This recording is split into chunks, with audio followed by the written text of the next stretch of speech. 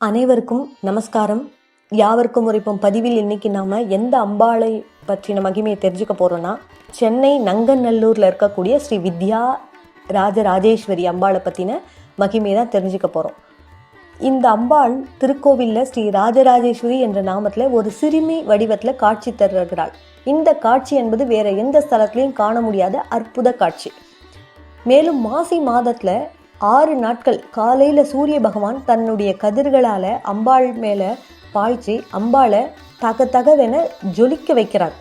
அதனாலேயே ஒவ்வொரு வருஷமும் இங்கே சூரிய வழிபாடு என்ற நிகழ்ச்சி மிகவும் சிறப்பாக கொண்டாடப்படுகிறது இந்த ஸ்தலத்தில். வேறு எந்த அம்பாள் ஸ்தலத்திலையும் இல்லாத கூடுதல் விஷயம் இங்கே இருக்குது. என்னென்னா, சிவன் கோவிலில் சண்டிகேஸ்வரர் சன்னதி இருப்பது போல இந்த அம்பாள் கோவில்லையும் சண்டிகேஸ்வரி அப்படின்ற அம்பாள் சன்னதியும் இருக்கிறது மிகவும் அற்புதமான ஒரு விஷயம். இங்கே இருக்க இந்த ராஜராஜேஸ்வரி அம்பாளை பிரதிஷ்டை பண்ணது யாரு? காஞ்சி மகா பெரியவா. அவர்கிட்ட எப்படி அம்பாள் சொன்னா, எப்படி இந்த அம்பாளை இங்கே பெரியவா பிரதிஷ்டை பண்ணார் அப்படின்ற கதையை நாம் விரிவாக பார்க்கலாம். பல வருடங்களுக்கு முன்பாக காஞ்சி மகா பெரியவர் சென்னை பரங்கி மலையில் இருக்கும் ஸ்ரீ நந்தீஸ்வரரை தரிசிக்கணும் அப்படின்ற எண்ணம் வருது. அதுக்காக தனது பக்தர்கள் புடைசூழ பாத யாத்திரையாக வந்துட்டுருக்கார். வரும் வழியில் திரிசூலம் அப்படின்ற ஊர் வருது. அந்த ஊரில் இருக்கக்கூடிய திரிசூலநாதரையும் திரிபுர சுந்தரி அம்பாளையும் தரிசிச்சுட்டு வந்துட்டுருக்கார். மேலும் இந்த பயணம் தொடர்ந்து அவங்க போயிட்டு இருக்கும்போது கொஞ்சம் களைப்பாகுது. அதனால் கொஞ்சம் ஓய்வு எடுக்கலாம் அப்படின்னு எல்லாருக்குமே எண்ணம் வருது. ஒரு அரச மரத்தடி பார்த்து தங்கியிருக்காங்க. உடன் வந்த பக்தர்கள்லாம் பெரியவா விட்டு கொஞ்சம் தள்ளி அந்த பக்கமாக அமர்ந்துட்டு இருக்காங்க. பெரியவா அரச மரத்தடியில் ஓய்வு எடுத்துட்டு இருக்கார். அப்போது பெரியவாளுக்கு என்ன ஆகுதுன்னா, வறட்சி ஏற்பட்டு தண்ணீர் தாகம் ஏற்படுது. தண்ணி குடிக்கணும் போல் அவருக்கு தோணுது. அதனால் தனது சிஷ்யர் ஒருவரை அழைக்கிறார். அது சிஷ்யர் காதில் விழலை. எப்படி கூப்பிடுறாருன்னா, பா எனக்கு தாகமாக இருக்க, கொஞ்சம் தண்ணி கொண்டு வாங்கன்னு கேட்குறாரு. ஆனால் அங்கே தள்ளி இருக்க அந்த சிஷ்ய கொடிகளுக்கு காதில் விழலை. கொஞ்ச நேரத்துலலாம் ஒரு சிறுமி என்ன பண்ணுறா, ஒரு சொம்பு நிறைய தண்ணீர் எடுத்துட்டு மகா பெரியவா முன்பாக இந்தாங்க தண்ணி கேட்டிங்களே குடிங்க அப்படின்னு சொல்லி கொடுக்குறா.